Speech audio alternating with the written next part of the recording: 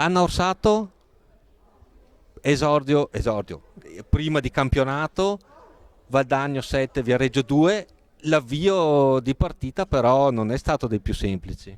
Sì, sicuramente l'inizio della partita è stato molto duro perché loro sono andati in vantaggio, noi abbiamo cercato di recuperarle, ma loro hanno segnato un'altra volta.